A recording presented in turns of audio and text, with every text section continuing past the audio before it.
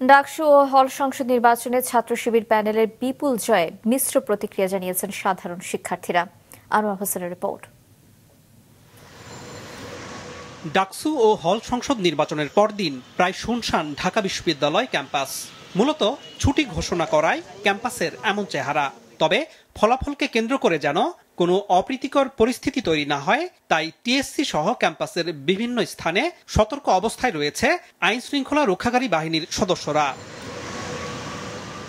Campus বন্ধ থাকায় নির্বাচনের ফলাফল নিয়ে জটলা নেই শিক্ষার্থীদের। তাই মন্তব্য জানতে হলগুলোতে গেলে শিক্ষার্থীরা জানান, ডাকসুতে শিবিরের আধিক্য হবে এমন প্রত্যাশা অনেকেরই ছিল না।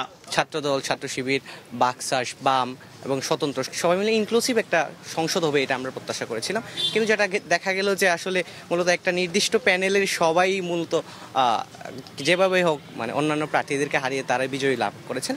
তো এক্ষেত্রে আমরা বলবো যে একটা একচেটিয়া প্রভাব বা ক্ষমতা আমরা এখানে দেখতে পাচ্ছি। ছাত্রলীগের যে অত্যাচার নির্যাতন সহ্য করছি, আমরা এটা প্রত্যাশা করি যে ছাত্রদল ফিরলেও এইরকম একটা সিচুয়েশন আবারও তৈরি হতে পারে।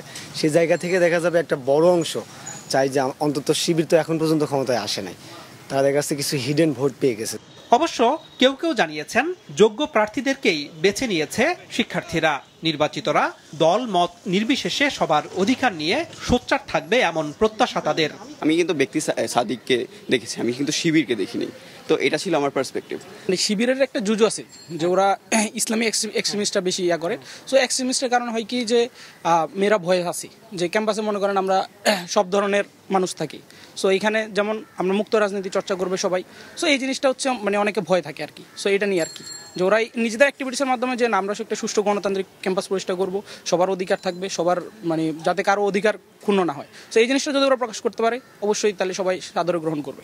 শিক্ষার্থীদের অধিকার আদায়ের পাশাপাশি বিশ্ববিদ্যালয়ের গৌরবোজ্জ্বল ভূমিকা ধরে রাখবে ডাকসুর নতুন নেতৃত্ব, এমন প্রত্যাশাও জানান শিক্ষার্থীরা। আনোয়ার হোসেন, মাছরাঙা সংবাদ, ঢাকা।